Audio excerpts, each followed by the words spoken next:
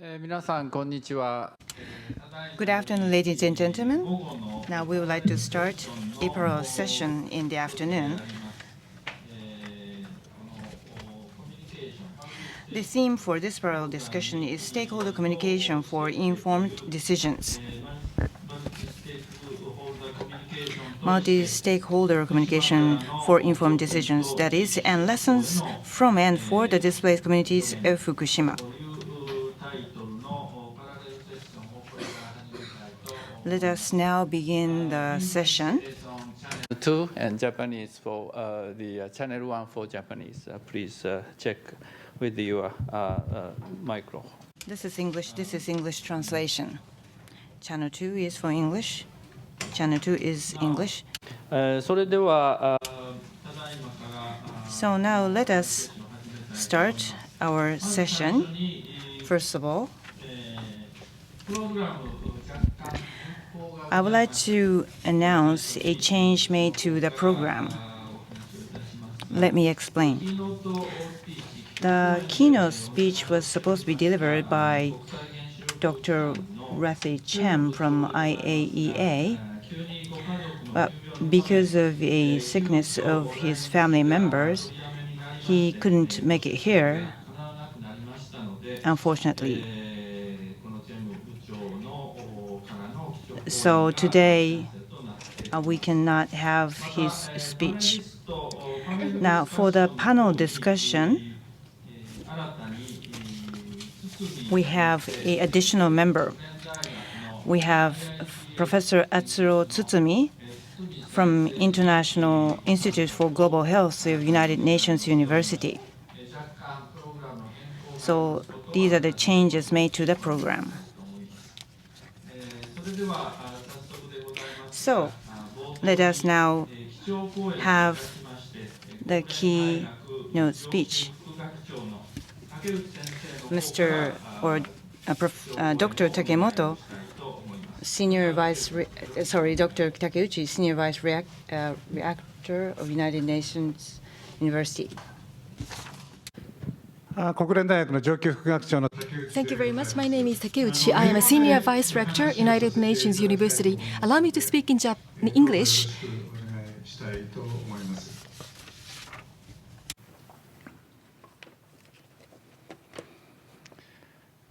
Distinguished colleagues, ladies and gentlemen, good afternoon and welcome to this session on stakeholder communication for informed decisions, lessons from and for the displaced communities of Fukushima. Let me start by expressing my sincere thanks to our speakers for gathering here and to all of the participants for your interest in the session.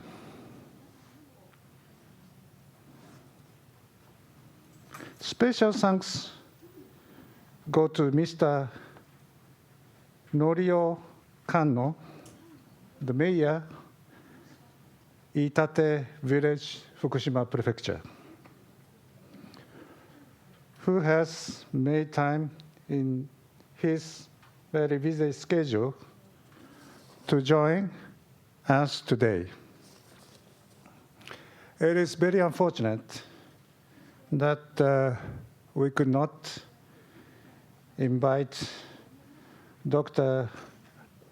Rathy Chem, Director, Division of Human Health, International Atomic Energy Agency, or IAEA. But we are fortunate that we could invite Dr. Atsuro Tsutsumi, who is working at our UNU's Institute, International Institute for Global Health, or IIGH. He is an expert on the global health and also the mental issues particularly affected by the nuclear disasters. I also would like to thank Dr. Anna Moshanaga from the UNU Institute for the Advanced Study of Sustainability, or UNUIS, and Dr. Yoshiaki Totoki from the Institute for Global Environment Strategies, or IGES, for developing the idea for this session and working hard on realizing it. Thank you very much.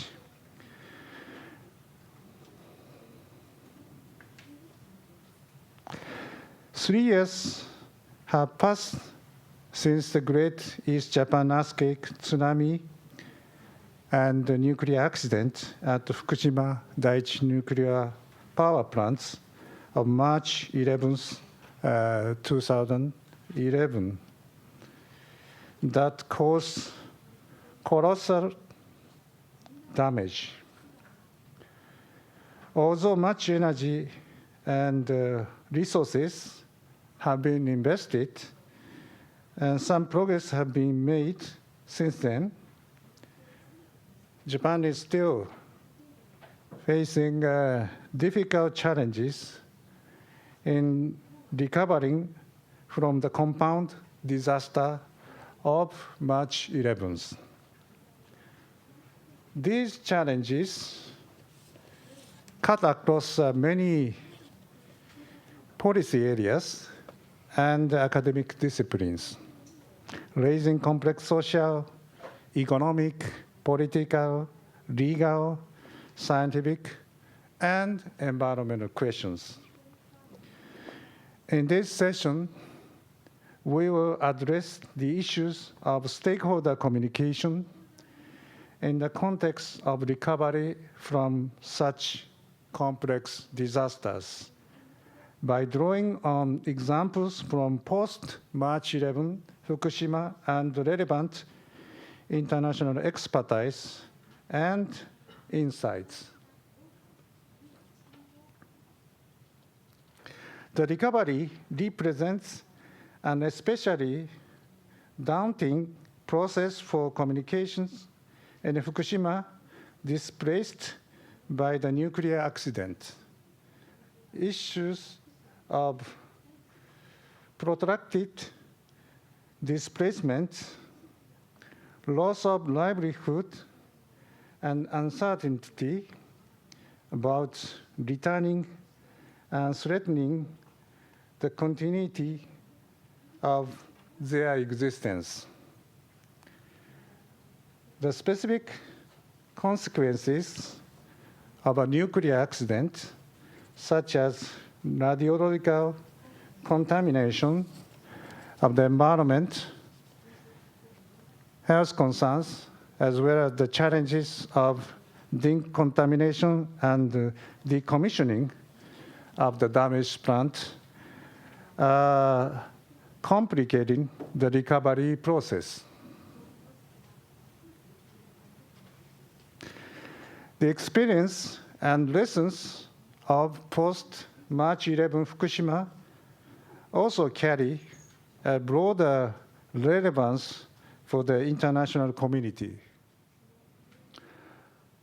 Looking for ways to improve stakeholder communication so that it supports informed decision-making in the recovery process is particularly relevant to the agenda of next year's UN World Conference on Disaster Risk Reduction, which will be held in Sendai, Japan. Effective stakeholder communication and cooperation is crucial for reaching an agreement on the next 10-year plan for making the world more resilient to disasters, to be finalized during the Sendai Conference. It will also be crucial for the successful implementation of this plan in the coming decade.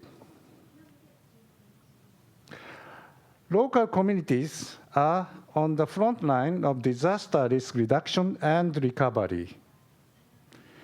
This was acknowledged in the context of the Hyogo Framework for Action, the action plan for reducing disaster loss between 2005 and 2015, where it was noted that both communities and local authorities should be empowered to manage and reduce disaster risk by having access to the necessary information, resources, and authority to implement actions for disaster risk reduction.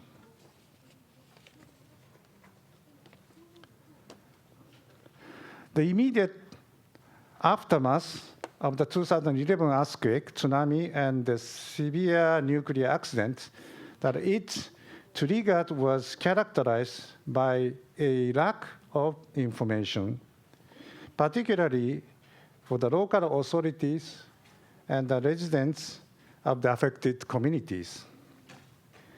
There was confusion within the government in Japan that was trying to manage the situation, and within the international community that had been following the unfolding of these events.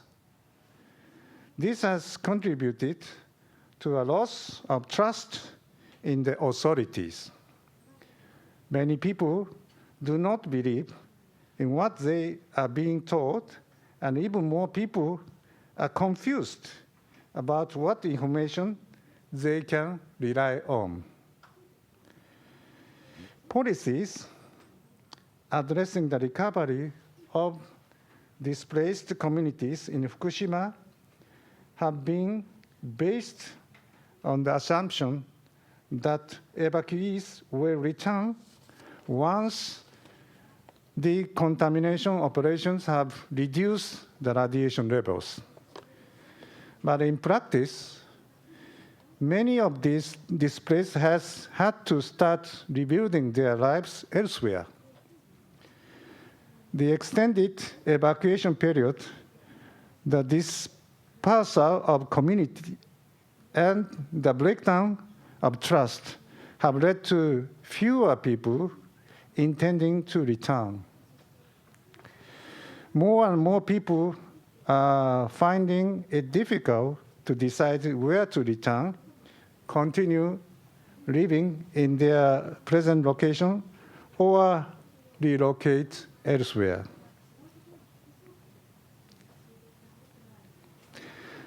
This situation highlights the urgent need for a form of stakeholder communication between policy makers, scientists, practitioners, and the affected communities. This would help to empower residents of these communities to make informed decisions regarding return or relocation, and at the same time, support informed policy making that respects people's choices.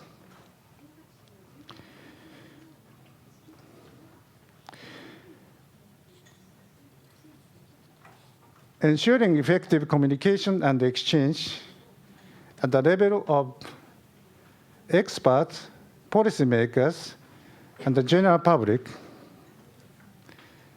is at the core of the Fukushima Global Communication Program, or FGC, an ongoing initiative of the UNU IAS.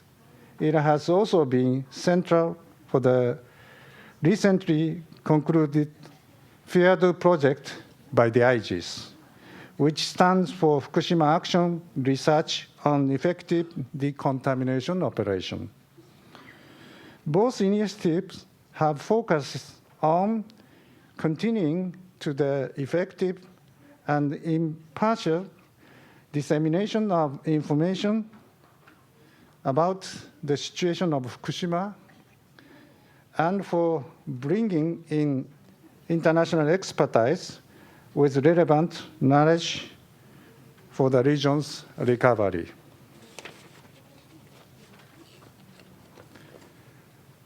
This session brings together a distinguished panel of speakers representing a range of stakeholders groups, including community, local authorities in the affected areas, and academics.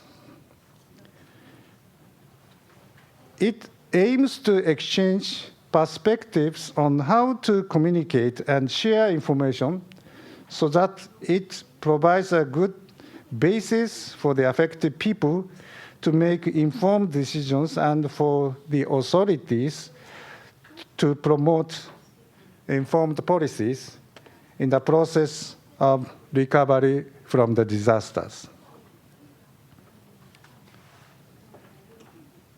The key question is, in recovering from complex disasters, how can we better communicate and provide enough information in an accessible format on what is safe, what is not safe, and even what we are still uncertain of. The session will draw on experiences from Fukushima to highlight the areas where there is a room for improving stakeholder communication and information provision.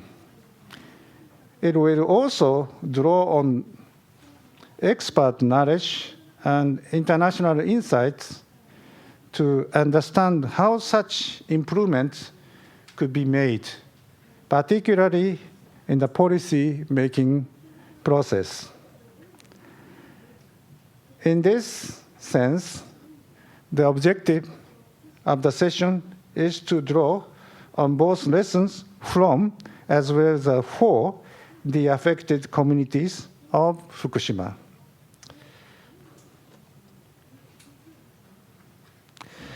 Thank you all once again for participating in this session, and I'm very much looking forward to an interesting and engaging discussion. Thank you very much.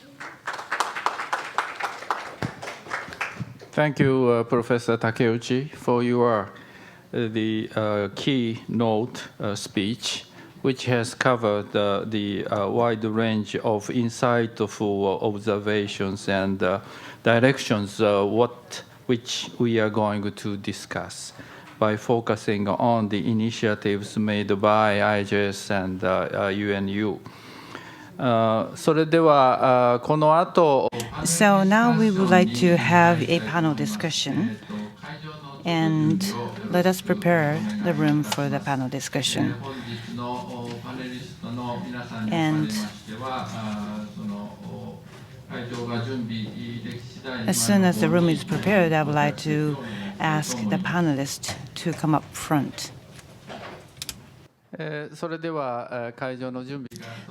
room is prepared, and I would like to start the panel discussion. First of all, from myself, I would like to introduce to you the panelists for this part. From Fukushima, from Itate village, we have Mayor Kano. Mayor Kano, thank you.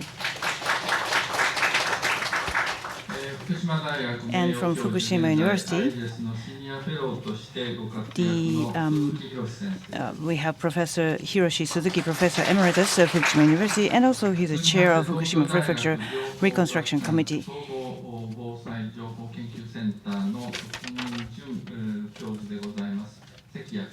We have Professor Naoya Sekiya, Project Associate Professor, Center for Integrated Disaster Information Research, Interfaculty Initiative in Information Studies, the University of Tokyo. And also we have Mr. Professor Atsuro Tatsumi, Union University International Institute for Global Health. And also myself is Dr. Kazuhiko Takemoto, Director, United Nations University Institute for the Advanced Study of Sustainability. And so we would like to ask, first of all, Mayor Kanno from Itate Village to talk about this current situation and other elements that you observe. Thank you very much. I'm from Itate Village. I'm the mayor of the village, which has the 6,000 population, mainly on farming. And all the citizens, all the residents had to evacuate because of the earthquake, and we're now in the 4th year since then. We faced this nuclear power plant accident, and we didn't realize up until then that nuclear power plant is really beyond our understanding, human beings' understanding. And we realized for the first time it can be extremely dangerous. And we wondered whether we were doing everything to prevent any danger to the citizens. And maybe I thought that we were a little bit audacious to believe that we are in control, believing that we are providing energy for the whole population. Now, I would like to talk about only 3 things because my time is limited.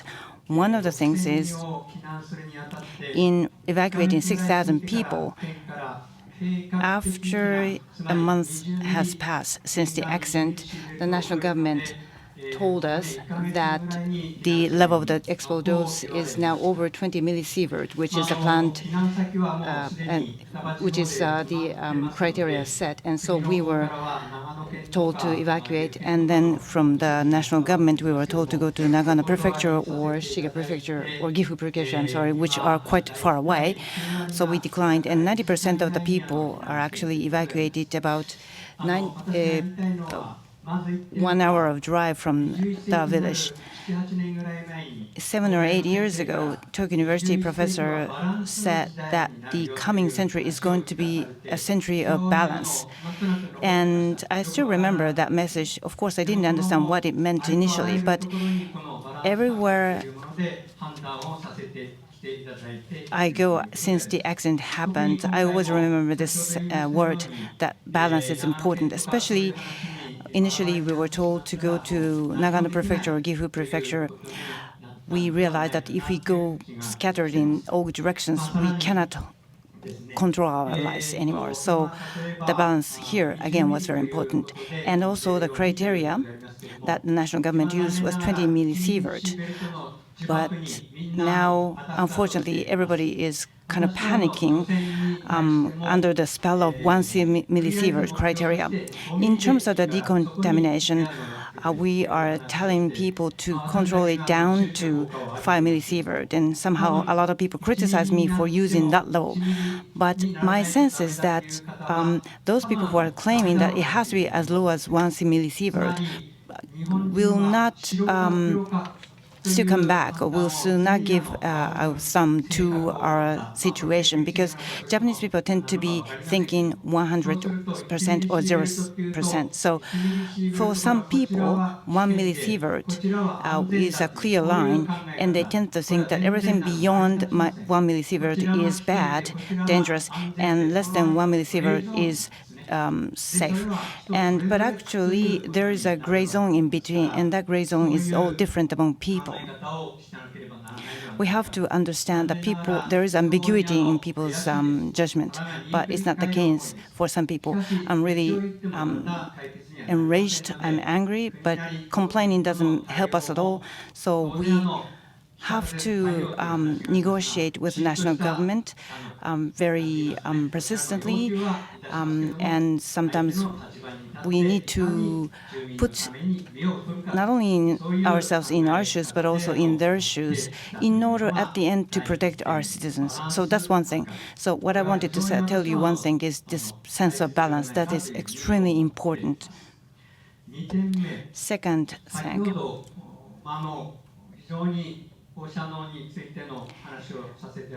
I talked about the nuclear energy, and different people think about differently about this energy. So because of this, the situation is a bit different from other types of disasters. In most cases, disasters comes from the nature. So people tend to unite with each other.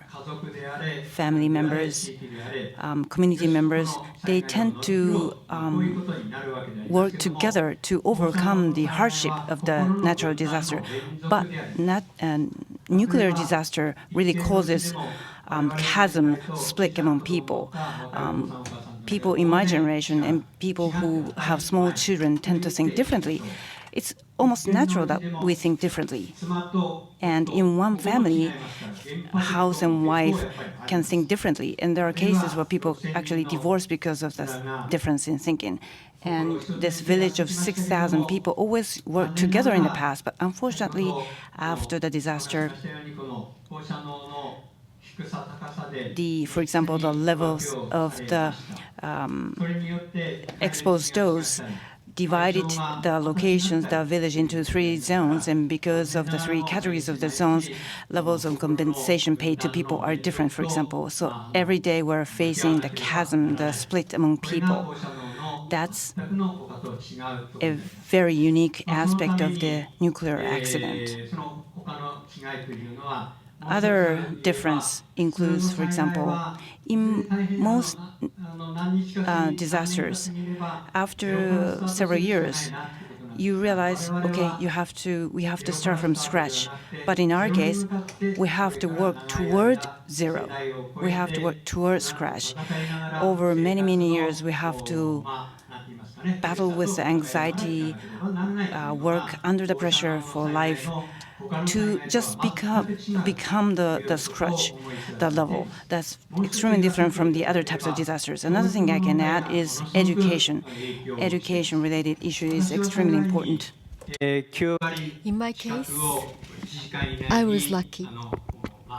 So about 90% of our people are within 1 hour distance. So during that time, I received many emails, and the people said that I was a murderer, and there have been the emails to the effect that people would become the victims of cancer. So, but I was trying to be neutral. I tried to strike a good balance. So, in 1 year, I was able to establish the temporary housings, and I have about 60% of the elementary schools are already there. So, and also we have been providing education for the kindergarten for about 40% of the children. So that means that about 700 students who attended the elementary schools and the junior high, and also the elementary schools and kindergarten and the junior high, we were not able to open it. And then after 3 years, we had the 2 kindergarten students and the 5 elementary school students and the 8 junior high students. And then at this point, about 45 students are there out of 1,700. So we have to say that they are dispersed in 700 schools in the entire nation. So in that respect, radioactivity damage is very huge. So this is something people have difficulty understanding. And one more thing, almost every day, we are very, very busy. So we work twice as hard as other people, all the public officials, and also on top of that, many people who are around us are working very hard. So we have to ask people to work for us. So this is a very busy time. And one thing we should not forget is that we have to learn something from this nuclear power accident. So what were we able to learn from the nuclear power accident? Well, up until the accident, we have been seeking for better lives, which were the convenient lives, and that resulted in the increased use of energy, and that means that we had no other choice but to embrace nuclear power plants, which was very dangerous. So at this point, the lesson that we have learned from the nuclear power accident is that we have to change the way we live. So if we try to lead convenient lives, and then that means that we have to continue using the large amount of energy. But here we have to go back and try to think about life without using too much energy. And so this is something I read in my book. In Spain, the people who do not have the poor people are the ones who want more. The poor people are not the ones who they are poor. So, and also, in Sweden, there is a saying to the effect that old people can commit crimes, and then this guilt will accumulate into the next generations, in the children's generation. So, if we are not able to learn from the lessons, if we are not able to change our way of living, then we will have to continue suffering from this. However, about 80 to 90% of the Japanese population is expecting highly for the Abenomics. So that might be the reason why Japanese high school students are not thinking about the different way of living. And I think many of the high school students are trying to come up with the convenient lives. So we will die sooner or later, and then in our grave we will have to think bitterly that the kind of things that we had to learn was not communicated to the following generations. That's all for me. Thank you very much. Thank you very much, Mayor Kano. Mayor Kano had to make a lot of decisions on the site and had to direct a lot of activities. And based on his very precious experience, we could learn from Mayor Kano a lot. And Mr. Kano also said the way we think about the values in this mature society. And I'm sure we can listen more from Mayor Kano during the panel discussion later on. So now we would like to have IJUST Senior Fellow, Dr. Suzuki.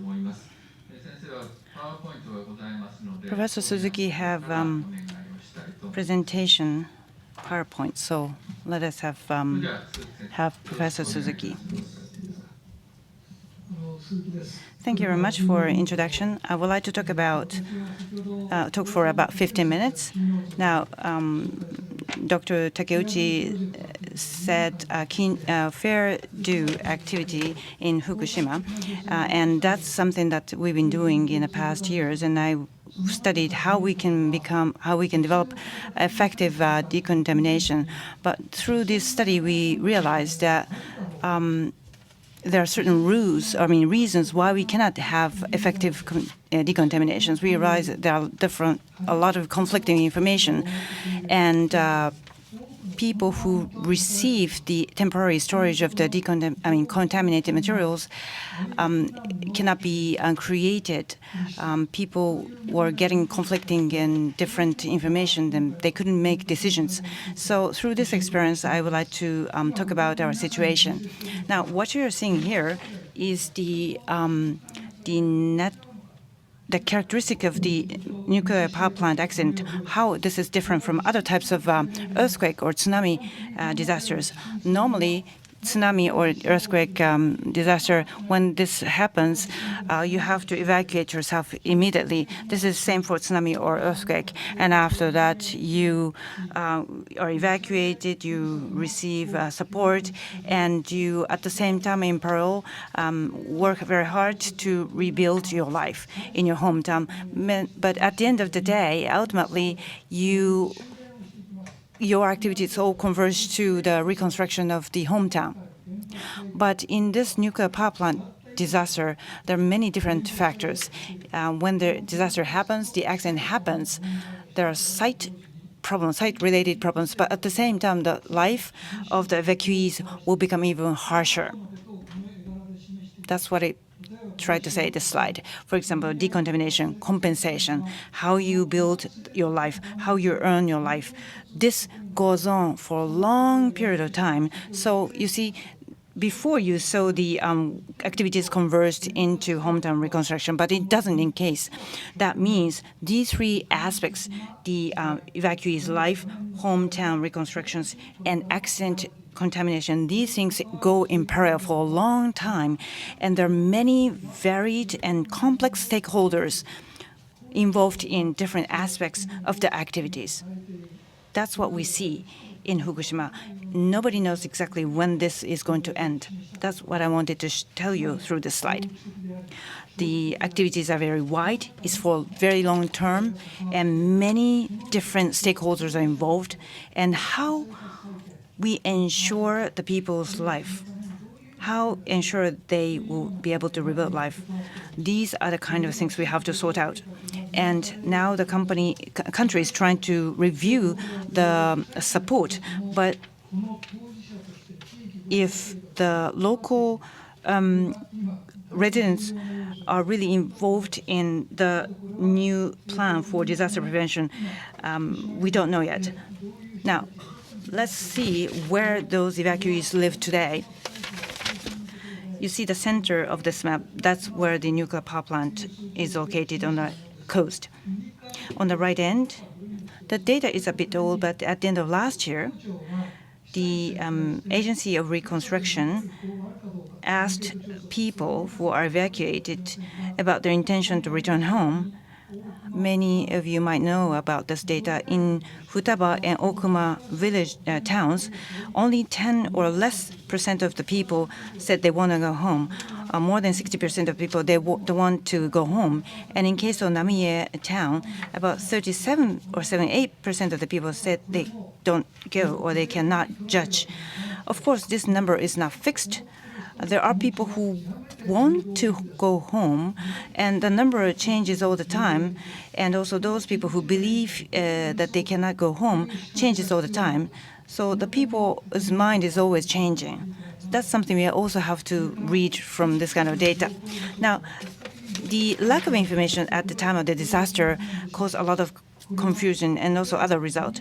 For example, in case of Namie town, Namie town has evacuation areas, and the number of such locations is more than 30. You see the green spots, that's what it is. This is Namie town, the exact Namie town. On 11th of March, the whole citizen had to evacuate. But at the time, there was a lack of information about the direction of the radioactive materials. So they went this direction, which was in the northwest direction. They were hurriedly, panically went there, and they were all distributed in different relocations. And then that's how these very wide distribution of the temporary housing resulted. Over 30 locations in Fukushima City has these people, and the lack of information caused this kind of scattering of the people. So even if we're talking about temporary housing, how can we rebuild the community? That's something we're trying to explore. We're trying to rebuild and explore second phase temporary housing so that we can have temporarily, it may be a community. You see, this is the decontamination plan, and Iwate Prefecture down to Chiba Prefecture decontamination plan is being developed. Over 100 municipalities are carrying out such decontamination activities. And people who live in those areas and the administration or government, are they really talking with each other? Are they really sharing information? There's a question about it. And this red zone, this is deep colored zone, the red zone on the map is where the national decontamination activities are carried out. And even in such areas, there are a lot of rumors that the decontamination is not done fully, and it seems like the communication between the operators of the decontamination and the residents are not sharing information enough. And so there are many issues about the lack of information, lack of trust among each other. That has been pointed out by a lot of people. And this is the Fair Do project. This is really Fukushima Action Research and Decontamination Operation. And this has been done in 2011 through 2013. And there are 3 themes there. And time doesn't allow me to talk about these 3 themes in detail. But I wanted to tell you now is as a result of this Fair Do project activities, we made 2 proposals. One thing is, at the time of the nuclear plant accident, toward decontamination and toward the reconstruction of the communities, the governments, residents, and communities and experts and facilitators and business operators should have a roundtable jointly, and there different sort of things should be talked about, like policies for reconstructions and so forth, so that there's a consensus be formed there. Without this kind of mechanism, the distance between different parties will not be shortened, and they cannot work together as one team. So we propose this kind of roundtable will be necessary. And also, at the same time, in order to make this roundtable very effective, actually there should be another mechanism. We proposed information platform. This means a platform or system to provide accurate information that residents need. Here is a kind of hub where all necessary and correct information are provided. And Fukushima Prefecture is trying to develop an organization where IAEA is involved. And in the same building, they're trying to collaborate. And there, Fukushima Prefecture says that it will focus on the function to send out information. And we also propose this kind of information platform will be created as part of that their activity. And I talked about roundtable earlier. There are many different topics or issues, such as the ones shown on the left side. But actually, the message or information coming from the other entities are not really received by the residents with full confidence. So in order for them to recover the village or town once again, and in order for them to rebuild their life and livelihood in the future, we should have a roundtable discussion. That's something we would like to see in different locations. We have seen roundtable discussion in 4 locations in the past, and I do hope that each municipalities in Fukushima Prefecture will have this kind of round table. That's one proposal we made. Now, the other proposal we made is this information platform. We believe that there are different types of information that are necessary, and there are certain information that each member of the family will need, like air dose rate, impact of the new radiological contamination on their human health, or those materials in food. But also at the same time, there is information necessary for communities, like the decontamination, temporary storage for contaminated materials, information related to reconstructions, and also compensation. So there should be a database of all these informations so that everybody can have access to this. That's the mechanism or the role that information platform should play. These are the kind of information that actually Fukushima Prefecture should be sending out based on this information platform. Now, through the Fair Duo project, how we should send information to, that has been our very important theme. How people can talk about different themes, that's the one of the focuses we have in this Fair Duo project. So with this short time, I try to report to you what we have done in the past. Thank you very much, Professor Suzuki.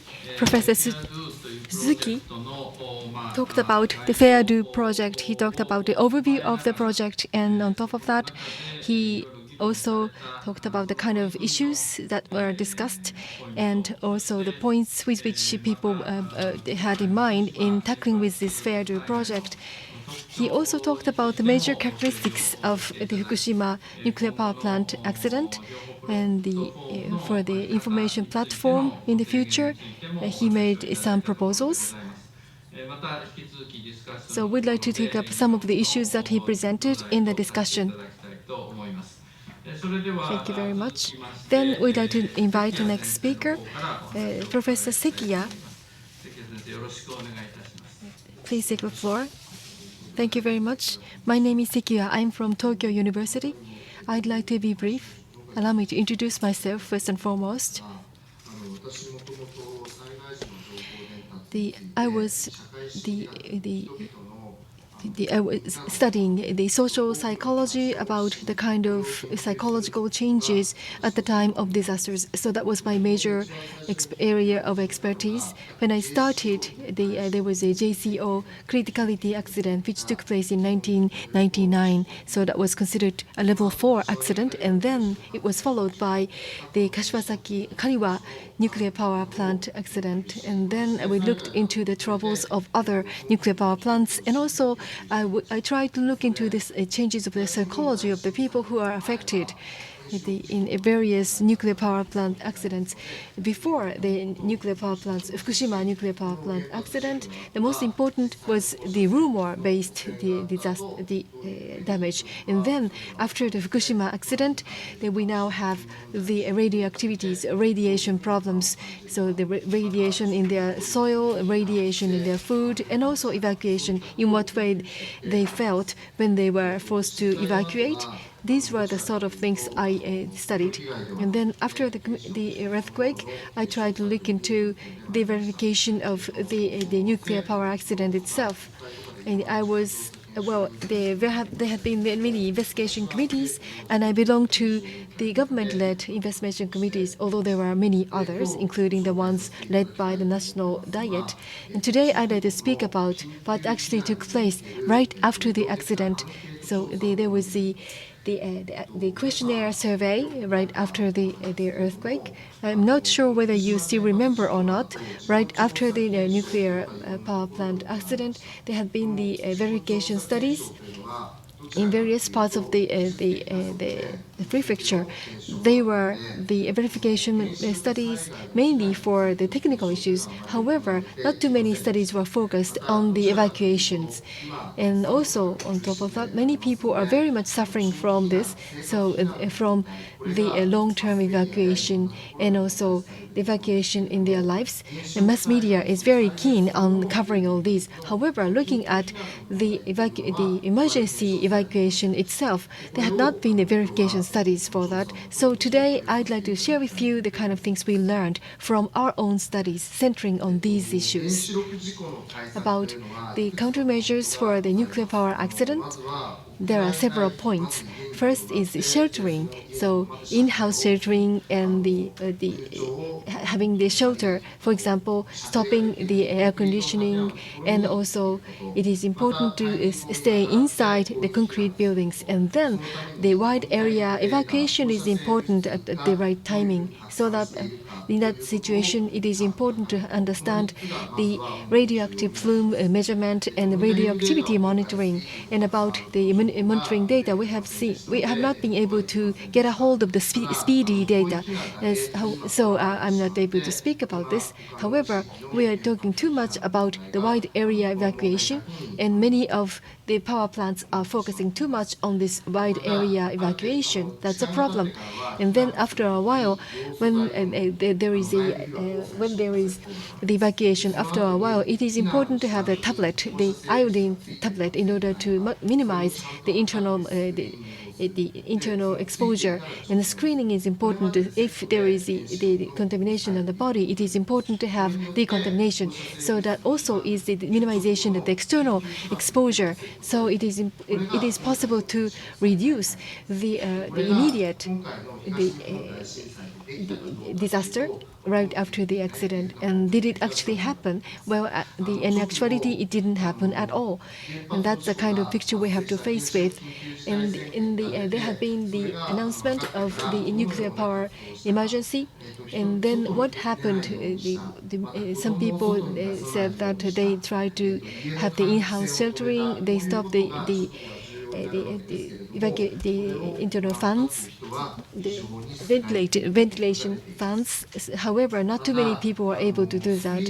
And also, there had been a screening survey, and for the radioactivity, in order to look at the existence or non-existence of the radioactive materials on the people's body and people's clothing, the screening test is available, and about 1/4 of the people who were in the planned evacuation zone, 30%, and then also in the access restriction area, there had not been the screening for so many people.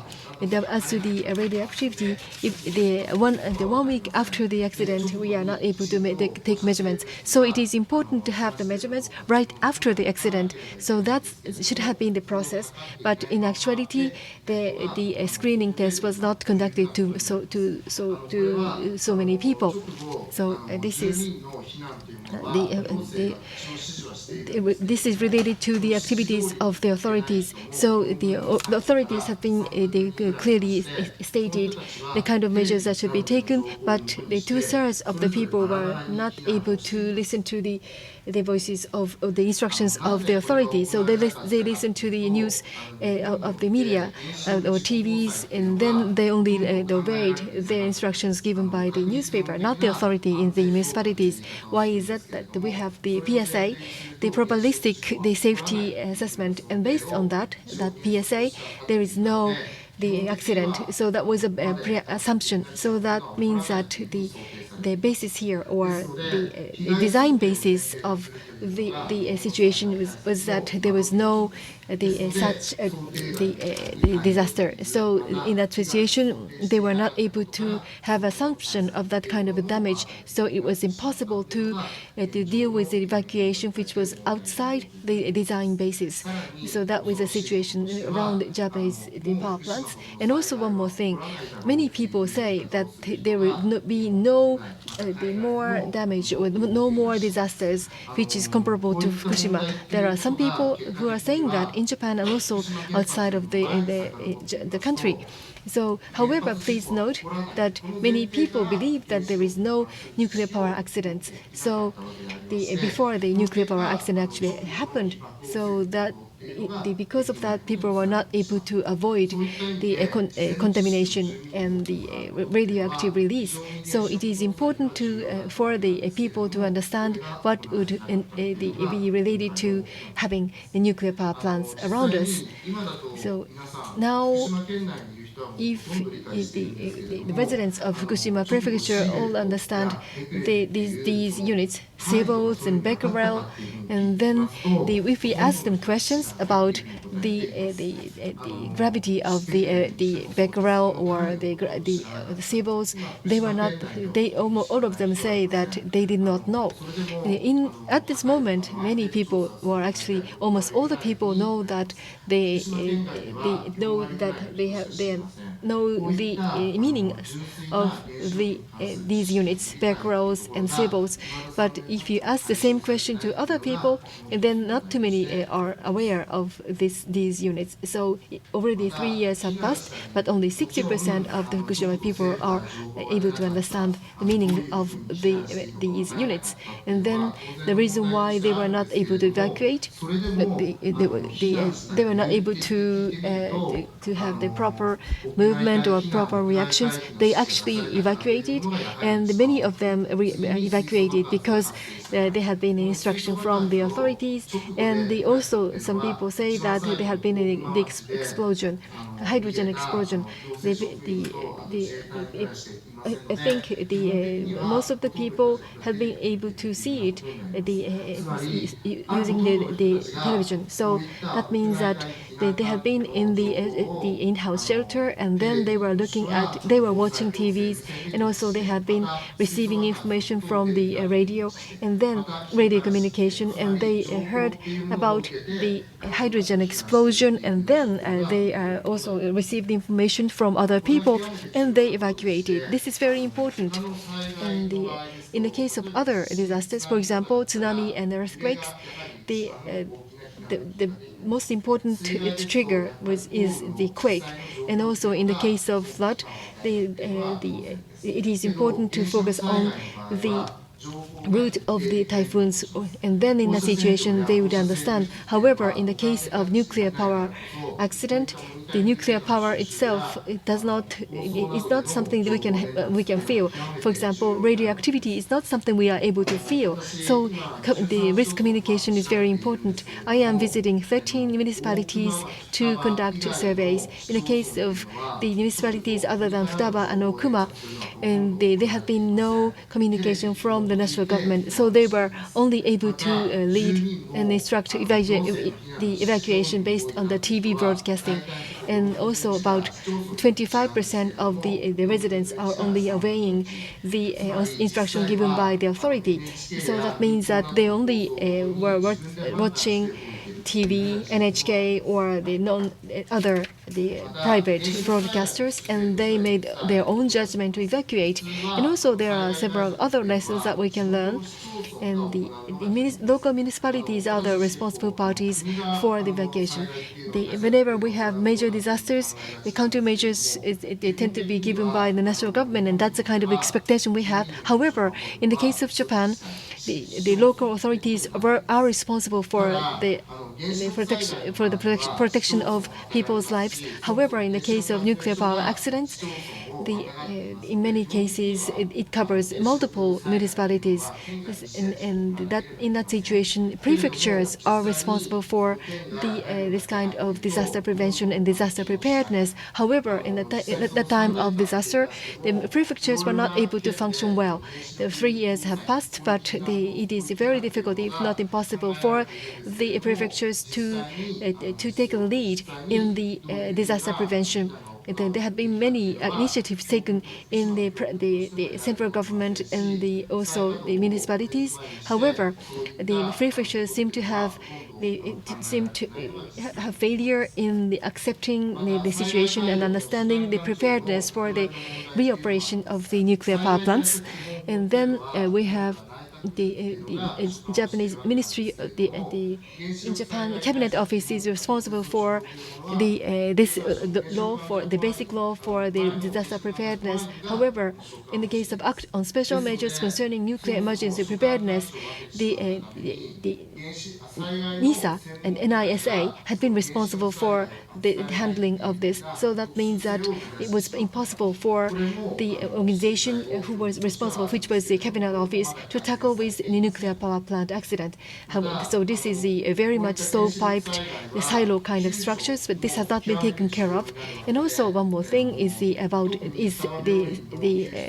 rescue. In the case, we have seen the roles played by the Japanese self-defense forces and the police, and they try to communicate with each other to save some people who were left in the Futaba hospital, and it didn't function well. And then we have what we call Act on Compensation for Nuclear Damages that still remains in the Ministry of Education, Culture, Sports, and the Sports and the Science. And then because of the silo structure, it is very difficult for the related organizations to tackle with this. So, and this has not been taken care of even after 3 years after the accident. So in order to deal with this silo structure, Offsite Center was established. So after the nuclear power accident, the Offsite Center was established after the JCO criticality accident. However, Offsite Center was not functional at the time of Fukushima nuclear power plants. So has there been any recovery or any improvement? And no, there had not been one. So it is impossible to have the integration of various activities. So this is another issue that we had to tackle with. So in the case of the nuclear emergency preparedness, it is important to minimize the the exposure of the people to radiation. So it is important to understand the importance of various the activities and various actions. So it is important to not to have any sacred areas. And we have the 426 nuclear plants operating in the entire world, and also 81 reactors which are in construction. So it is high time that the entire world would have to think about the disaster preparedness for nuclear power and also emergency evacuation. Furthermore, we were talking about nuclear accidents, but on top of that, it should be seen as the wide area disasters. So this holds true with the environmental disasters or floodings. So this would have a major impact for the organizations of the municipal government and the other wide area organizations. We have not been able to tackle with all these issues within Fukushima Prefecture. Already 3 years have passed since the accident. We still have to worry about the contaminated water issue and the filling of the fuel spent load. At the Fukushima, to remove the accident, to remove the building, there have been some dispersion of the powder which are contaminated with the radioactivity, and this has been a major problem. Decontamination is a very important issue. However, at the same time, in the actual site, the situation is abnormal, and it is filled with radioactivities, and it is possible to have the release of the radioactivity to the surrounding environment. Within Fukushima Prefecture, there are many the municipalities, Namiya, Okuma, Tomioka, and Naraha. These are the places to which many people have to go back, but they have difficulty. Even if people go back to these places, certainly people say that it is already under control. However, if there is ever any further accident in the Fukushima the Daiichi plant, then there is no further the preparedness actions. So these municipalities have difficulty dealing with this. It is not that the Fukushima is not is all right, even if they are not restart the operation. They certainly will have to go into the decommissioning. However, there are many the risks associated with this. So this is very much related to the recovery and reconstruction of the Fukushima, the affected area. In order to make sure that this will not be repeated in the entire world, we have to learn from Fukushima accident. Thank you very much. Professor Sekiya, thank you very much. We heard from Professor Sekiya the importance of the validation or verification of the evacuation-related issues. And Professor Sekiya identified some of the problems that are related to that and also related to the information and communication of information, and also based on the lessons that we should learn from the disaster. He made some proposals, and that will provide a good basis for the discussion. And also Fukushima Global Communication that we are carrying out at UN University may be able to learn a lot of lessons or proposals from Professor Sekiya. So now I would like to ask Professor Tsuzumi to give us a speech. Professor Tsuzumi, please. Thank you very much. I'm from UN University, and I had this opportunity to join this panel discussion with a short notice, so I apologize for not preparing a presentation stack. Now, at the disaster hit area, there have been 127 suicide cases as of June this year. And how do you define the suicides related to the earthquake? Well, actually, the Cabinet Office has that definition. So the definition includes that there's a will that mentions the disaster, and also suicide, one of the reasons for the suicide was the difficulty in making living. So 127 people, and among that, 54 people were living in Fukushima Prefecture. In terms of statistics, for example, in Iwate Prefecture, in 2011, 30 plus people. In 2012, 22, 23 people. And 2013, about 18 people committed suicide. And so the number of earthquake related to suicide is decreasing in Iwate Prefecture, whereas in Fukushima Prefecture, the number was 25 in 2011, 28 in 2012, and 37 in 2013. So it's the opposite. The number is going up in Fukushima Prefecture. So even if we're talking about two prefectures that are both hit by the earthquake, there is a very different trends in these two prefectures. Also, as a preliminary study tells us, related, there are 7% of the incidence of the the mental health problems in Miyagi Prefecture, but the national average is about 3%, so it is higher, or actually double of the average of the national. And also, again, in Miyagi Prefecture, the risk of the depression is twice as much as the national average, and PTSD risk is 7 times greater, and anxiety disorder about 2 times higher than the average of the nation. Now, why we need to provide mental health support? Of course, it's a right of the people to receive such a support, but at the same time, it's very important to notice that there's a strong relationship between the mental health and information. For example, at the time of Niigata Chu-Etsu earthquake that hit Niigata area in 2006, there was an incident or accident in a nuclear power plant, and there was a study about it.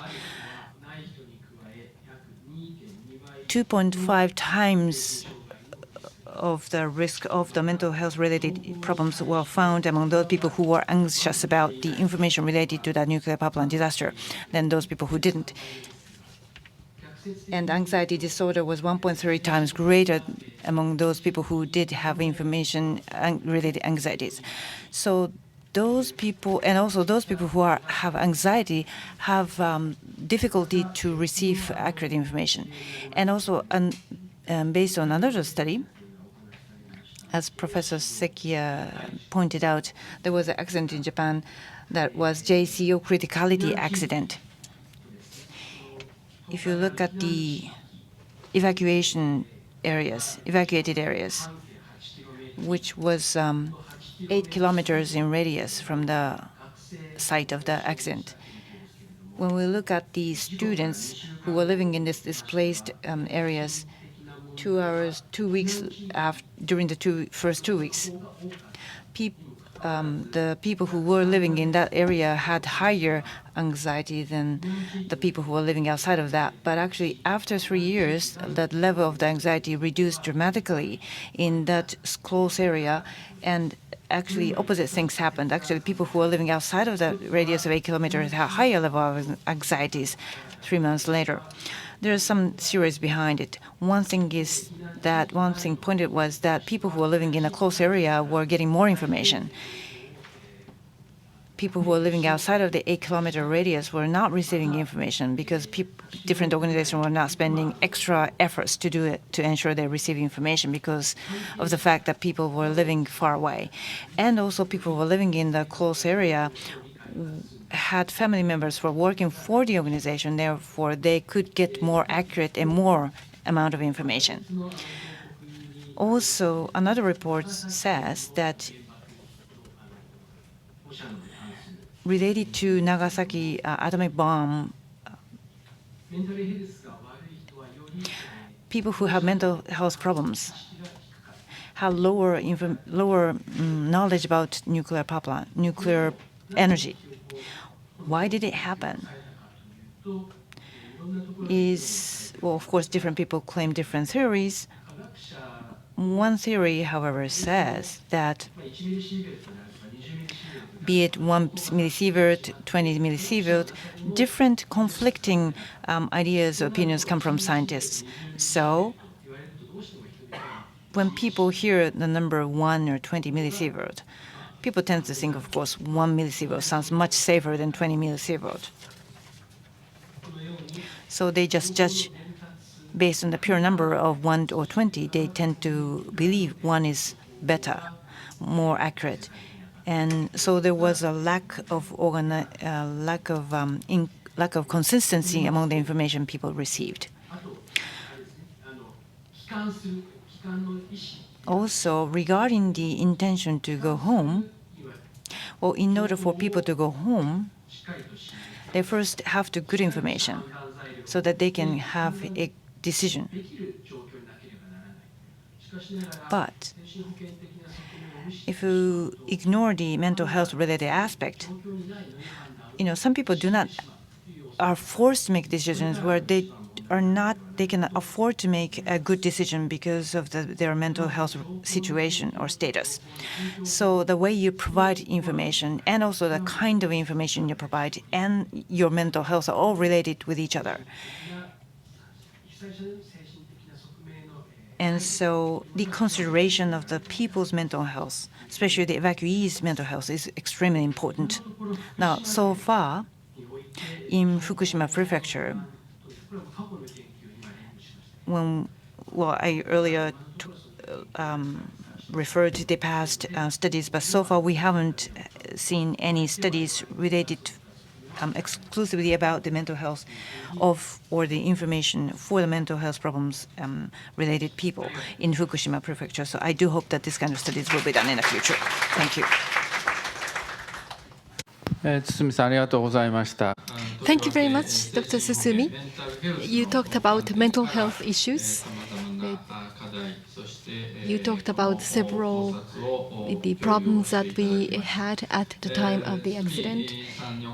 Dr. Susumi has been very active in Malaysia, and he is a member of the organization that is located in Malaysia, and the United Nations University is promoting the Fukushima Global project, and he is one of the core members for that project. At this point, we'd like to we'd like to take questions from the floor, and also we'd like to ask for your opinions. But before that, we'd like you panel members to discuss with each other.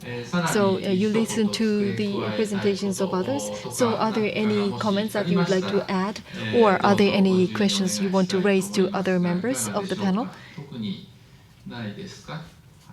No? All right. Well, Mayor, about the first step of our reconstruction is decontamination.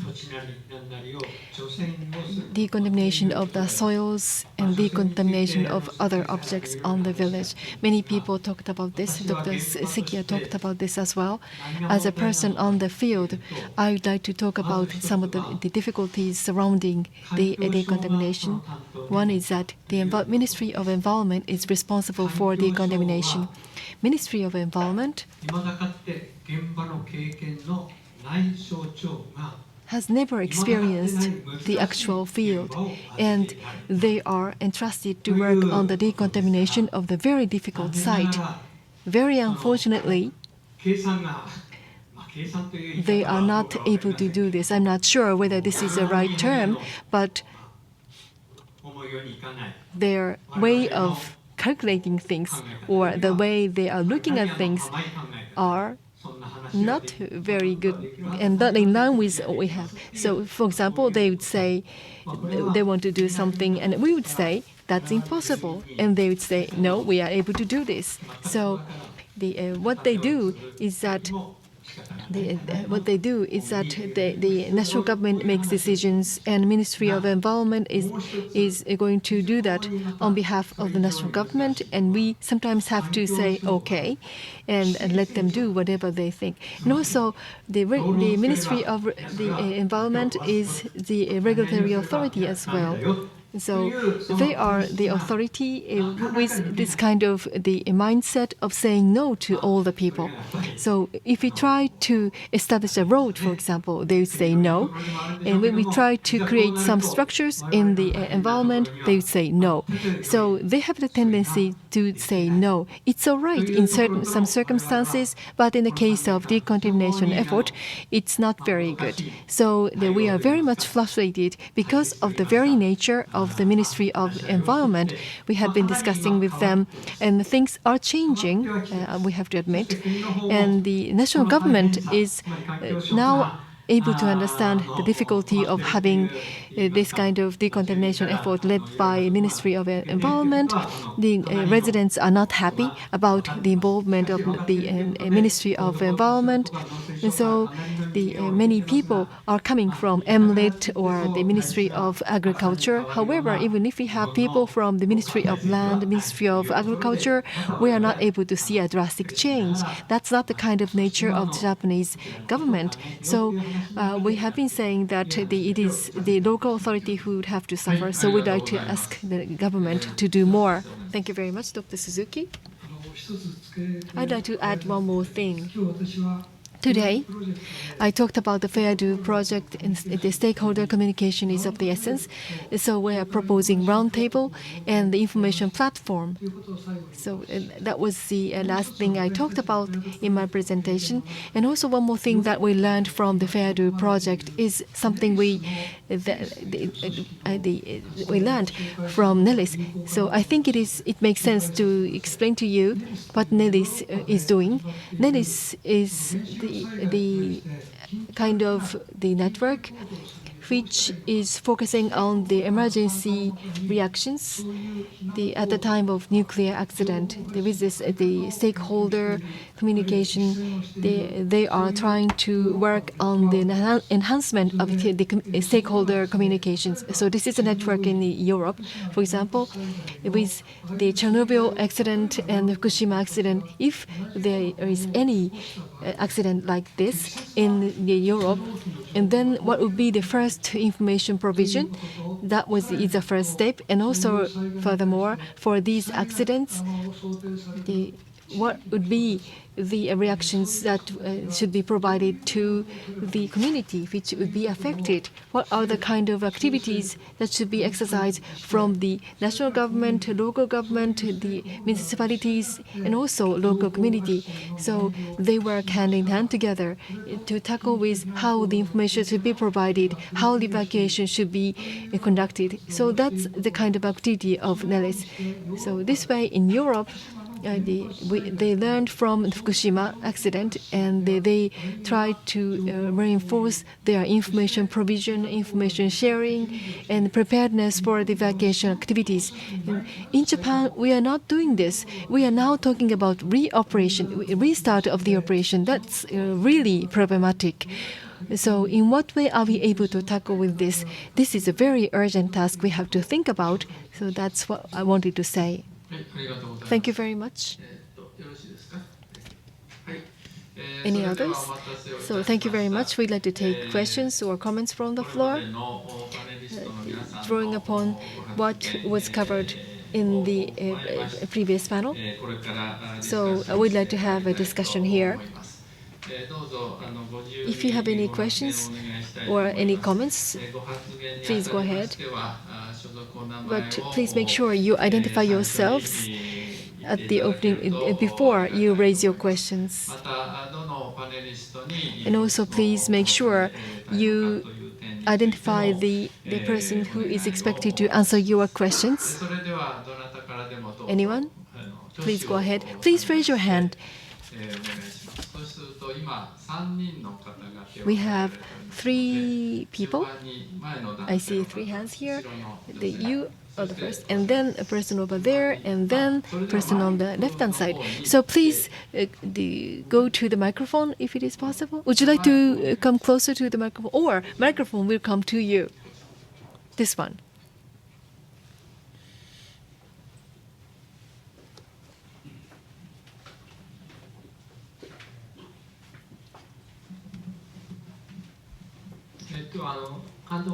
Thank you very much. My name is Yasuda. I'm a professor at the Kanto Gakuin University. Up until 10 years ago, I was working for Tsukuba University. So I was in the vicinity of Tokai-mura village, and with the requested by Mr.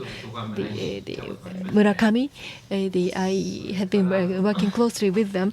And at the time of JCO, I was in the Tokai-mura. And but then I was when there was a plan of the fourth plan for Sokoku, and I was one of the Abukuma relocation project leader. Why Abukuma? Well, that's a long story. I will not speak about this today. I have been living in the Yokohama, and the entire generation have been living in Yokohama in the last 4 generations. And I am visiting Tsukuba every month, and then I have been working closely with the knowledgeables in academia and the lawyers.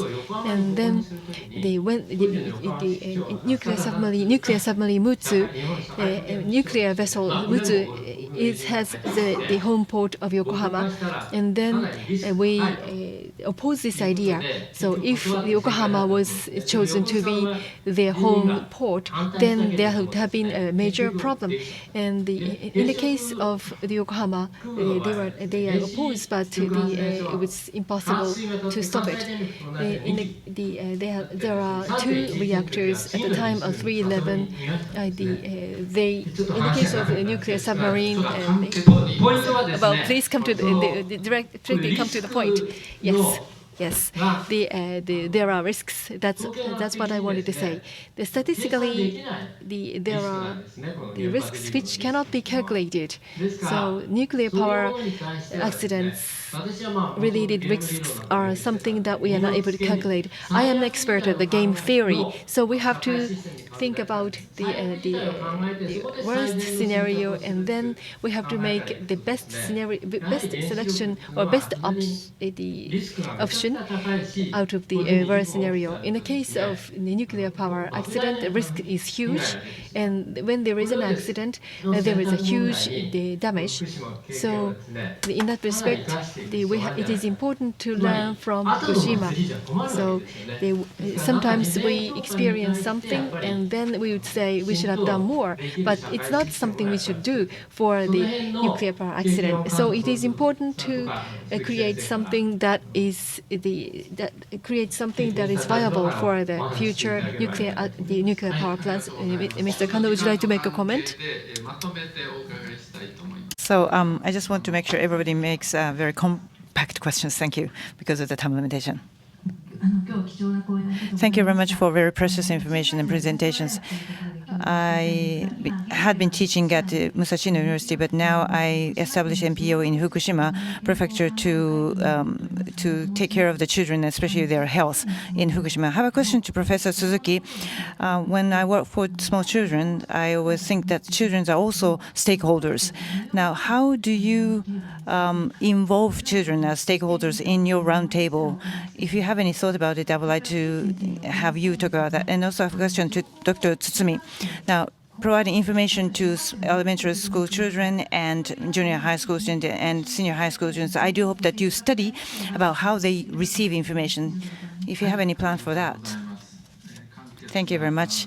I appreciate your very compact questions because of the time limitation. Maybe another person. Thank you. My name is Mori, and in 1983, at the time of the Chernobyl accident, I was working in OECD nuclear NEA, and also at JEOC criticalities. I was working in the Organization on National Nuclear Power Safety, and also on March 11. I have a question to Mayor Kano. When in March 11th in 2011, I was working with the instruction from MEXT.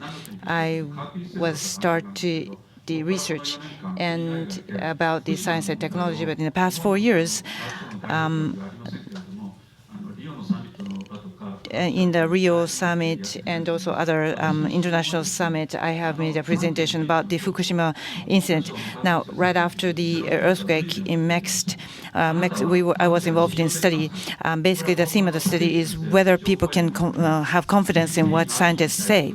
So you said earlier, there was a mentioning of the lack of confidence in scientists' thinking. And at the time, the confidence that people have in scientists went down by 30 or 20%. That was shocking because, in general, people believed a lot in what scientists say.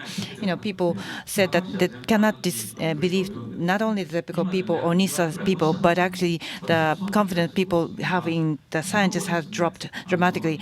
So my question to Mayor Kano is this: what do you think after the nuclear disaster is 3-4 years later?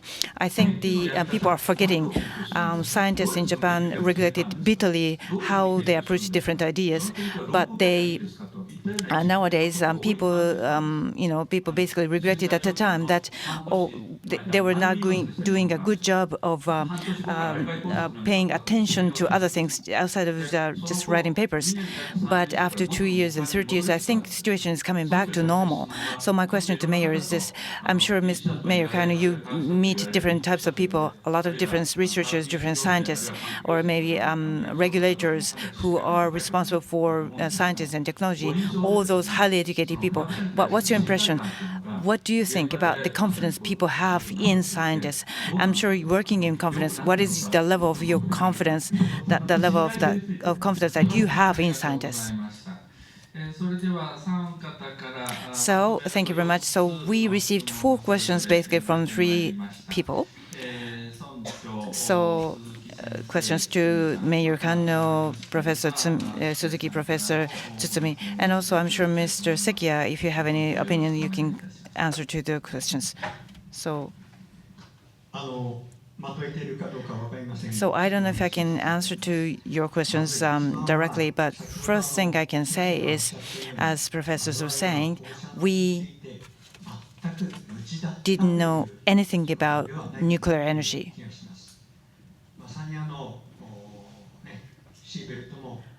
Radioactivity, we didn't know anything about it. Sievert, Becquerel, for the first time we heard these units at the time, and we never had any idea about what is a level that is safe or dangerous. So education on radioactivity is really necessary. But this is I'm not trying to say that we should always scare people. We have to be afraid of radioactivity in a correct way. So we have to be alarmful for that, but in a correct way. So I said earlier, sense of balance is very important. Of course, we are a little bit far away from the plant itself than other municipalities. And also, we got bits and bits of information from different people. So as a result, the risk related to the radioactivity itself and also risk related to life itself, these 2 kinds of risks have to be balanced.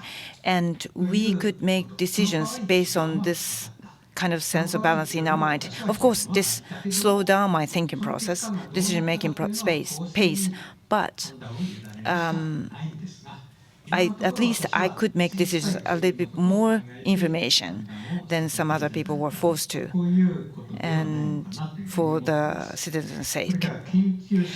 Now, about the confidence that we or I have in scientists, well,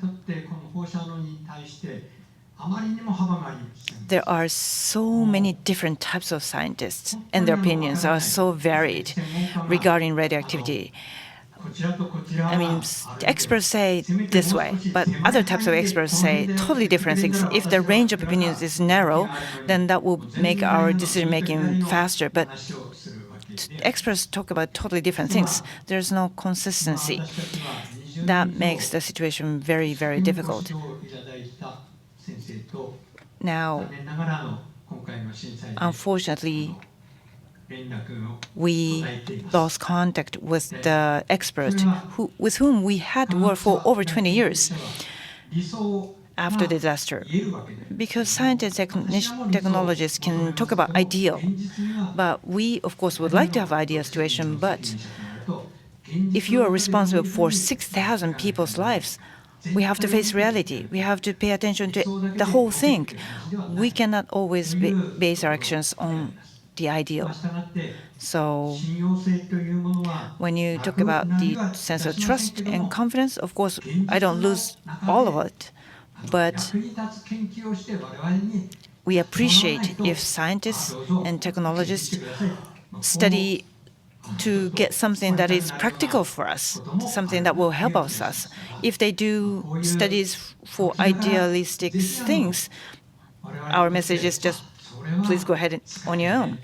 We appreciate if the results from their research is usable for us. It helps our decision making. Unless that happens, it's very difficult to have a high confidence in them. But of course, I do hope that they will keep, of course, long-term study, but if we have like 130,000 people living out far away from their home, the first thing we would like to have is something that we can act on, the information that we can act on.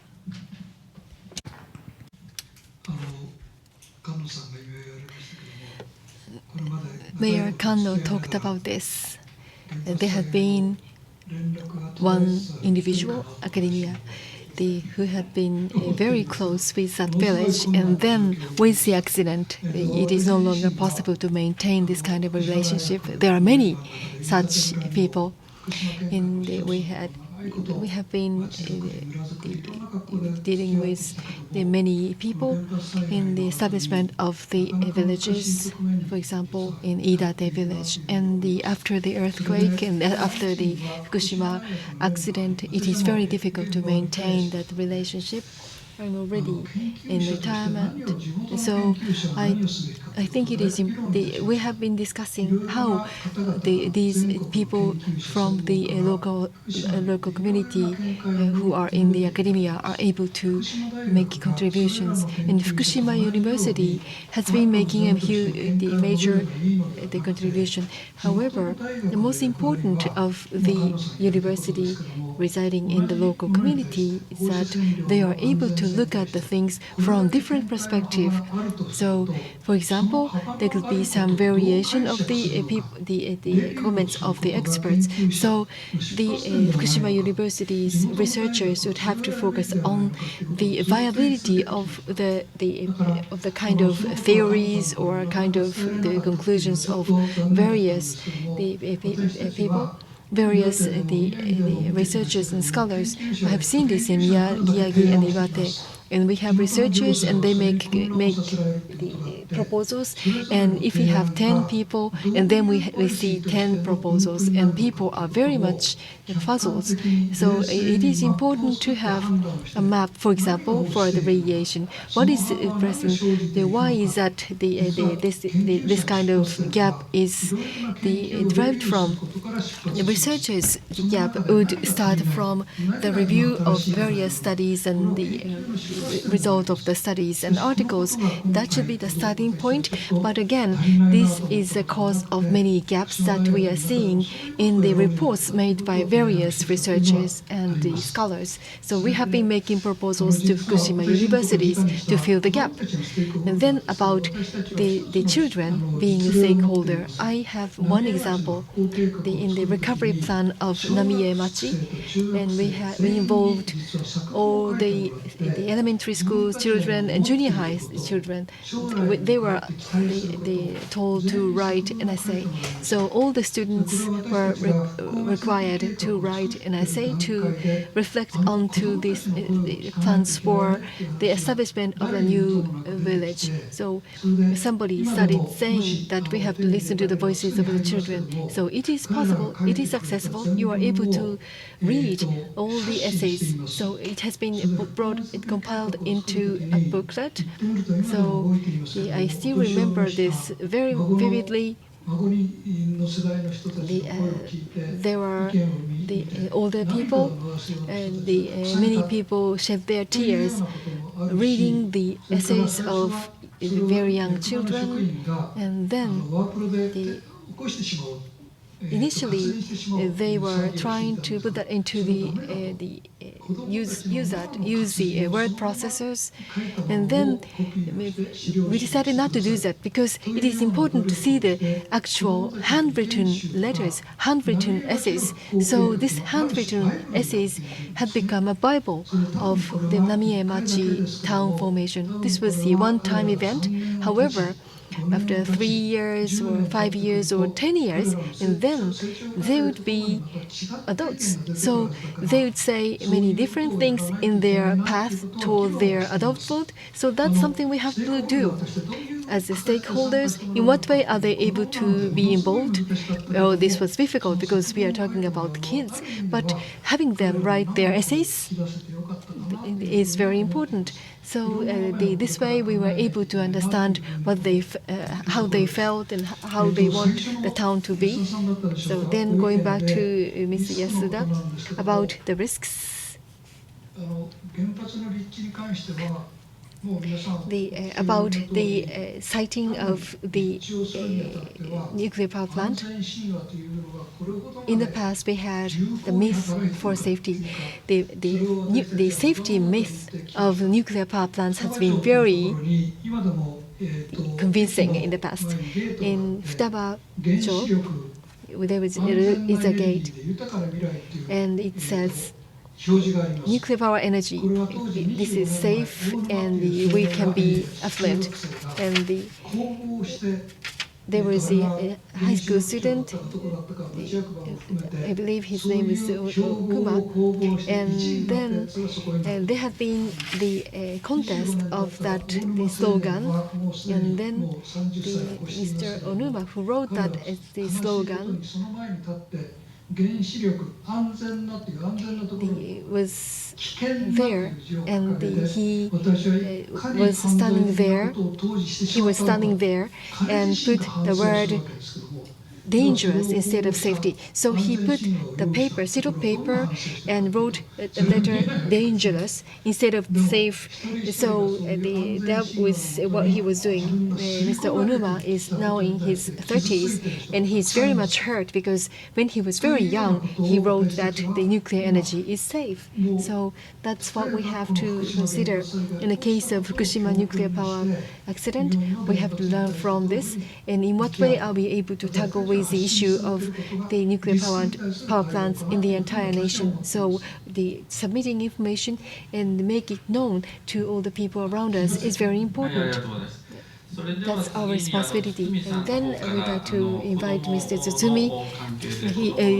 I would like to ask him to, well, there has been a question about how the information is received and acknowledged by the children. And then Dr. Sekiya, would you like to answer this question about the pre-assessment issue? So could you answer these questions? So maybe later. First, we'd like to invite Mr. Tsutsumi about the elementary school children, the junior high children. In what way are they accepting and understanding the information? This is very important, as a matter of fact. So, in what way should we tackle with this issue? Well, that has been the very important issue, and Dr. Suzuki shared with us a very good example. In the case of elementary school children and junior high school children, they are very much heavily impacted by the opinions of their parents. And so it is important to provide information to their parents and guardians. In what way should information be communicated to the children? That's another issue we have to consider. And also, there should be some correlation between the information and practice, as in the case of alcohol and tobacco. People sometimes understand certain things, but their actions are contrary to their knowledge. So in the case of children, it is important to focus on how they received it and how they are able to reflect that onto their day-to-day activities. I do not have anything in mind at this moment, but that's the kind of aspect that we can consider in thinking about how the information is received and understood by children. Could I respond to this comment? Please use the microphone. お願いします。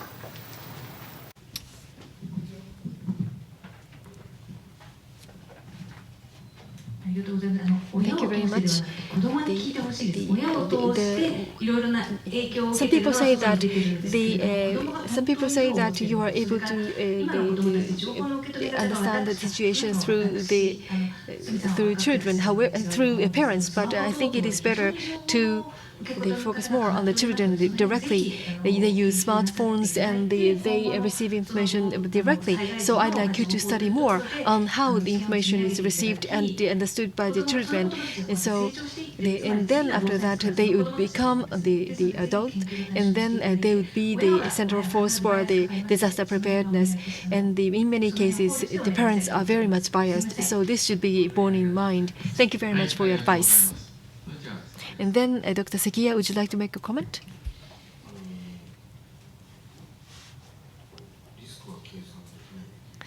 There is no calculation for the risks. Yes, I'd like to answer this question to you. So, to start with, it is impossible. It is very difficult, if not impossible, to calculate the risks associated with disasters. And this is not only for the nuclear power plant, the accidents, but also for other disasters. In the case of tsunami, sometimes we are able to understand the return time, for example, once in 100 years or others. But still, it doesn't have to be always centered on the numerical figures. So it is very important not to use the probabilities as a basis for the safety. So even if the accident happens only once in 10,000 years or 100,000 years, that shouldn't be an excuse for not being prepared. So maybe I'm being a little bit like a literature scholar, but at least not having a good preparedness really exposes us to a great danger. So even if the probability is very low, we should be prepared for disaster. Thank you very much. So maybe we have some time for one or two questions. Yes, I see two people raising their hands. Thank you. I'm from Fukushima Prefecture. I'm working on reconstruction. My name is Sanpei, and I would like to talk about two numbers. One is in Fukushima Prefecture, nuclear plants were located, of course, but after the earthquake happened, we realized that those nuclear power plants are serving energy to the metropolitans, and we calculate profit. For Fukushima Prefecture, only 3% of the profit was coming to prefectures. 97% of the profit going to the municipalities, subsidies, and construction of the structure itself. Everything included, only 3% of the profit was going to Fukushima Prefecture. So if you look at the big picture, when we try to identify who are the stakeholders, we need to be prepared to alertive to pay attention to the whole picture. And also there was a question about the earthquake. In Fukushima Prefecture, there are a lot of people, actually 80,000 people evacuated still after the earthquake, and also there's a death related to the nuclear power plant accident. And if you compare the death toll with the average, now the average death rate is in Japan is 9.99%. But in this earthquake area, if you only limit the number to the nuclear power plant related death, it's actually 4 times greater than that 9.99% in some areas. And so the number is very, very high.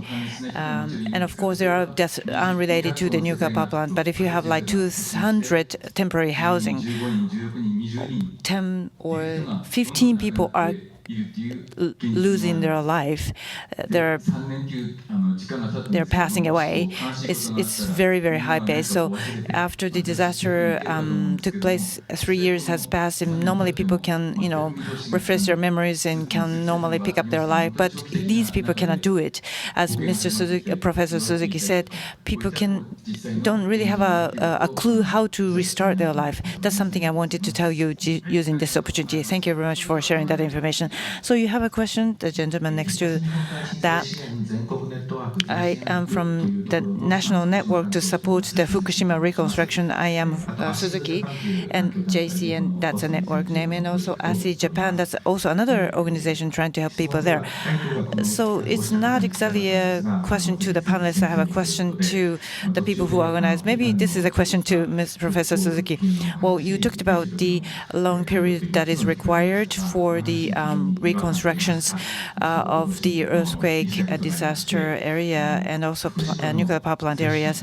I was a little bit comfortable listening to your explanation, and you always say, people normally say that there's a split among the people, how much chasm exists among the people, and how people feel clueless. But actually in Nihonmachi, in Fukushima area, people get together, and in a private sector, people are finding the radioactive exposure levels, and so some people are uniting themselves to find the situations clearly, and so there's a sense of unity among some people, and so there's a model that can be used not only in the nuclear power plant advanced countries, but also in the countries who are developing still in the sense of the application of nuclear power plant. So I just wanted to share with you there's some positive aspect among the activities in the area. So there was a question or the comment to the people who have organized this conference. Now, when we think about the communication in the field, and also how to share information about disasters in the field and also in the global scene, and your input is of course very, very important. There are positive activities going on in the field, and of course it is extremely important to send out information about the positive activities going on. Professor Suzuki, you have any comment about that? Yes, we hear that time to time about the positive activities in Fukushima. In the Fukushima project meeting, we had that discussion. When we look at the activities in the earthquake hit areas, we tend to focus on the very difficult aspect because the life is so difficult. But at the same time, we want to grow the number of positive activities because that will give a lot of encouragement and motivation to the people who live there. This is a kind of virtual cycle we have to really propel. But when we have a lot of municipalities are facing so much difficulty, so I tend to, focus only on a very difficult aspect, but as you pointed out, there are certain positive aspects. I agree with you. What you say is true. If we only say, yes, this is difficult, yes, that is difficult, if we keep on saying that, problems cannot be solved. So now we're entering to the 4th year after the disaster took place. We are losing always motivation, and we have to support people losing motivation. And so we have to grow positivity among people. That's very important.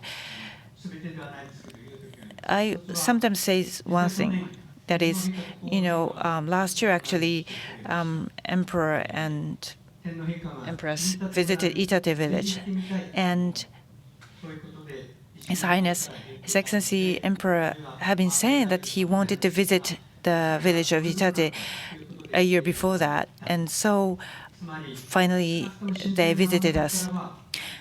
And maybe if the earthquake didn't happen, they didn't come to our village. Maybe they never came. Probably the possibility of having him was 0% if there was no earthquake.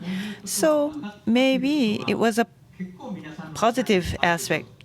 And I said, actually, you have a lot of positive things happening to you because a lot of people are supporting your life. That is something great, isn't it? That's something I tell to the people of Itate. Also, Lotte Foundation from Korea came to provide a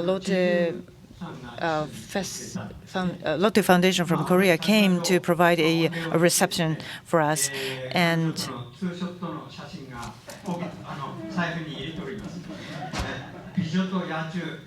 then and the beautiful founder of the Lotte founder. I can show you this picture. I took a picture with that lady, and it was almost a picture of the Beast and Beauty and Beast. So please don't show this picture too much to the people. But anyway, that's something I tell to people in Itate, that there's certain great things happening to them. Well, thank you very much, Mayor Kano. I would like to continue this conversation for a long time, but yes, I see one hand. Let's receive another question.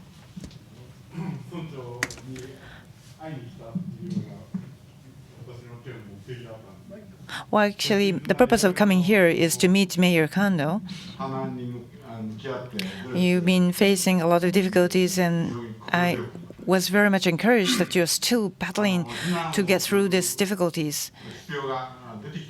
When you were forced to evacuate, you know, in Japan, a wonderful simulation program called SPEEDY did exist in Japan. And yet, the government disclosed the information from the SPEEDY simulation. And when you, Mayor Kano, gave instruction to the villagers, if you could use that information, you know, of course, there were concerns in the government, we hear, that giving such, you know, information to people would cause panic and confusion. But at least with that information, people could see, okay, here's the information, here's the situation that I am in. So and that's why I should evacuate. So I think that sort of information could have been effective. What do you think, Mayor Kano? But that's a Monday morning quarterback.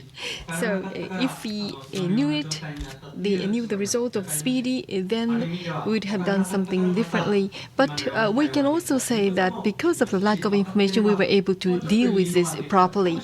If we had that kind of information, maybe we could have done it a bit differently, but that might not have been the best way to tackle it. So that's how I would respond.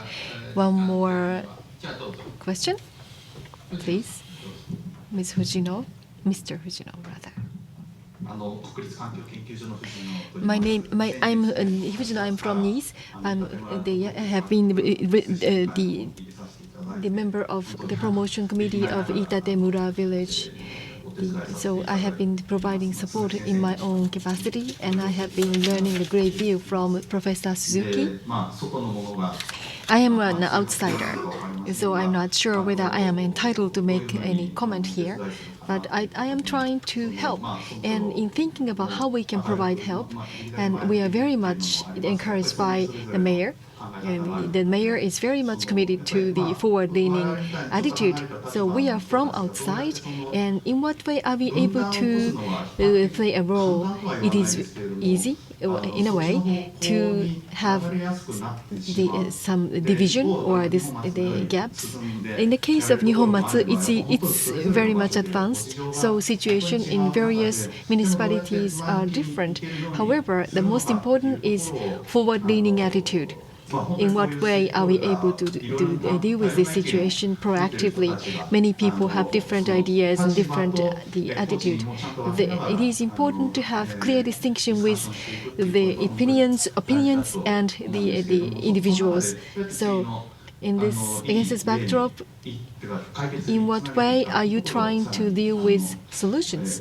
So I'd like to continue working, providing support in Itate village. That's my comment. Thank you very much. So, paying attention to what was mentioned here, I'd like to go straight to the wrap-up.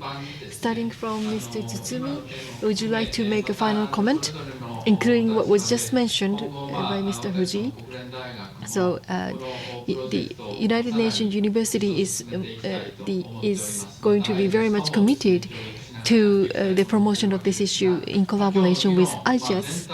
So, could you make a comment, looking back into what we covered today in this session?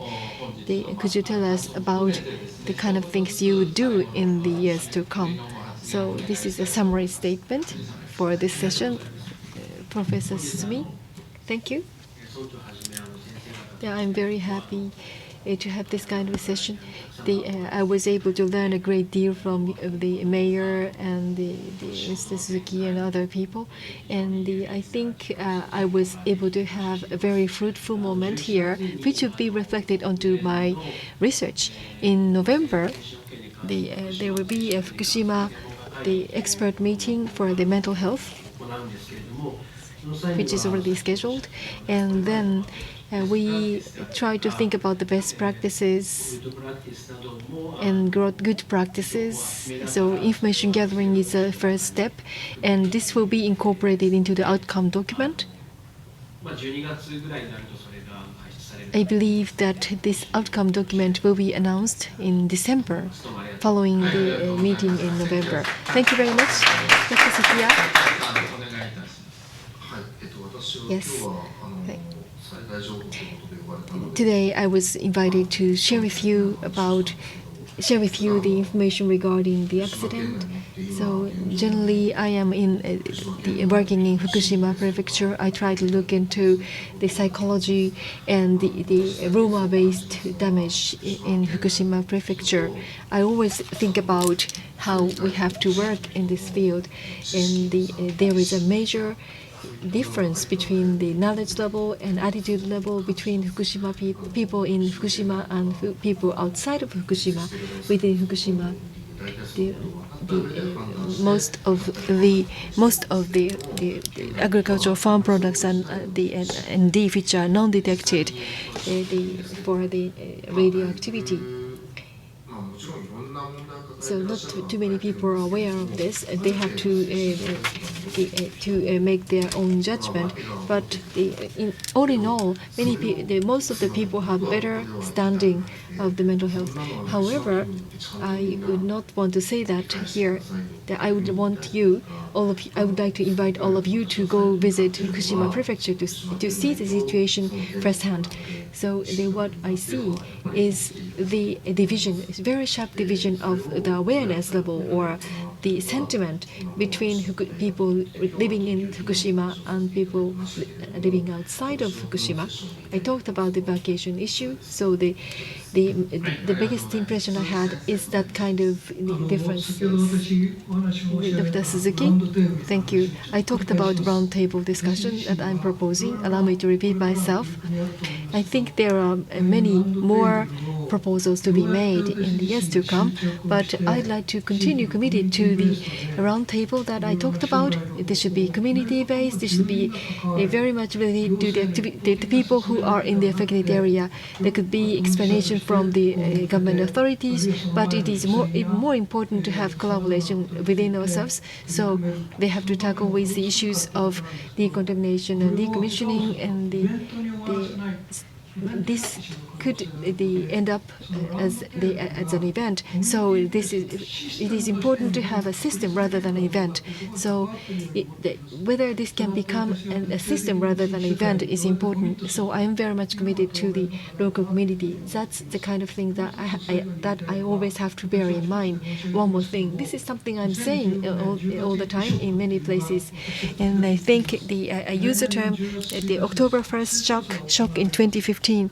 The opinion poll survey will be taken And then, in the case of the Fukushima, certain municipalities would have only 0 person living in that village. And then we have, then in that situation, what kind of things should take place in the central government in determining the allocation of the money dedicated to the municipalities. So if there is no the person living in that community, that means that there is no money going to that community. The government has already explained this in Miyake Island, so they would not do such a thing as to reduce it down to 0. However, recovery is about the municipality, so they try to work on this with the full-hearted effort. However, when they are talking about the temporary storage site or the decommissioning, is it ever possible for the local municipalities to have a program for the viable future? So on the 1st of October, there is the national census, which will be taken on that particular day in 2015. In that situation, it is important to have a collaboration. It is better to have the wide area, the perspective, in order to understand the actual situation in Fukushima Prefecture. This is a major issue, so I'd like to focus more on this in the future. And then finally, the mayor.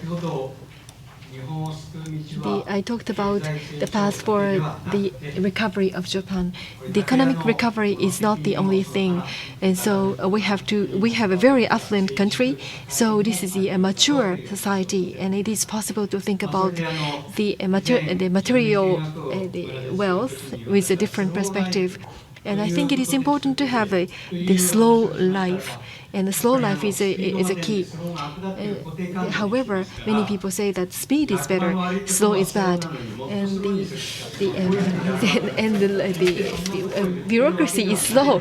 And I am talking about the slow. I'm not talking about the slow life of the bureaucrats. And so I think it is important to have the Made. Like Made is a Japanese language, Japanese dialect.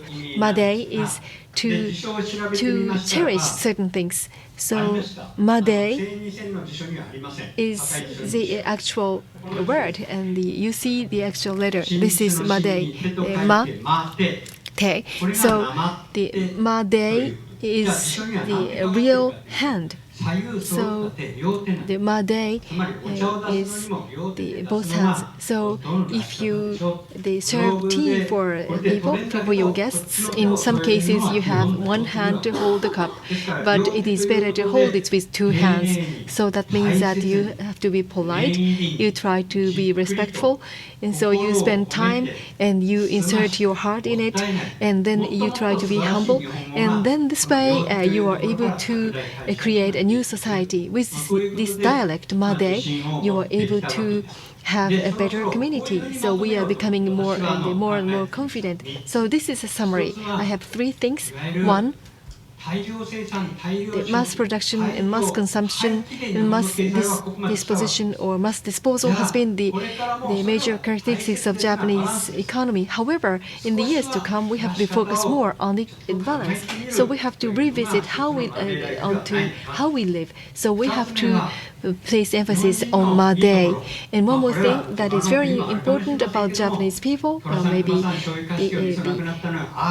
some other countries would have the same benefit, but the Japanese national trait is to help others. In the past, Japan was known to be a kind society, very nice to neighbors, very nice to people in need. So in recent years, things are changing, but still, I think we are able to go back to the old days. We are able to pay attention to others. We are able to become nice to our neighbors. We can become kind. We can be thoughtful for the people who have needs. So that's what we try to do in our village. The Ministry of the Environment is trying to establish 400 the incinerators for the contaminated materials, and they try to have an organization, the facility to reduce the size of the soil, and also they try to bring into this village the sludges, contaminated sludges. Many people would say no, but I would not say no, because we received the tremendous amount of the kindness from many people. We helped each other even if we belong to different communities. So we should also accommodate or receive the contaminated sludge from the neighboring cities and towns. And also, we also saying that we shouldn't criticize those cities who are not accepting intermediate storage sites. And instead of just jumping on the criticism, we should also think to a way to reduce the contaminated materials. Unfortunately, different prefectures are not able to reduce the intermediate storage sites. Some prefectures are saying in order to gain the go sign for the restart of their plant, they say, hey, we can dump those contaminated materials or the spent fuels in Fukushima prefectures. I don't think it makes any sense. People, not only the Fukushima prefecture, but in the whole country, should think about ways to, revisit the way people live. Maybe we should not only sacrifice everything for the growth. I think we are getting selfish. Everybody's asserting their rights, not fulfilling their obligations and duties. We should once again stop and rethink what we can do. A lot of city offices say that we should always think way to help themselves, help yourself, and then expect the public organization to help you. If we are depending only on the government to help you, we become very weak. And once we are, although we are a very small village, but once we are hit by this nuclear disaster, we are now rethinking the way we've lived. And actually, maybe we're many years ahead of the rest of the country. In the past, we've poured a lot of money into concrete, and we were successful in creating New Japan. That was what we've done in the past Olympics. But we're not going to be able to survive this way forever. The culture, the nature, those kind of things should get more focus. That's something we should think toward the next Olympic Games in Tokyo. But unfortunately, we're not changing the way people are thinking. Now, I do hope that our hardship is not going to create, I hope that our hardship will create some lessons for the people in Japan. I forgot to show you another thing. Every year, there's a company who is making this advertisement for the whole nation.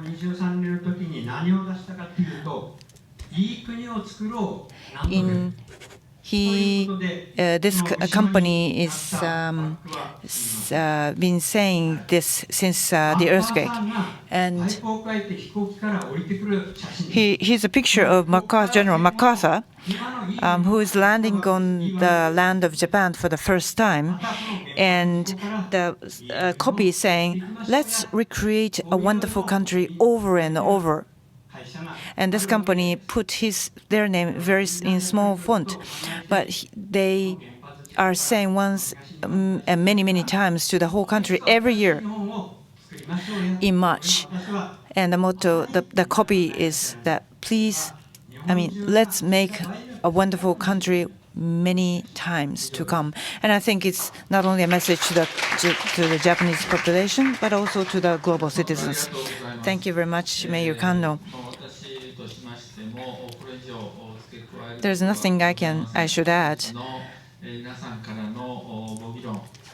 I thank you so much for wonderful discussion, and especially a wonderful conclusion by Mayor Kanno.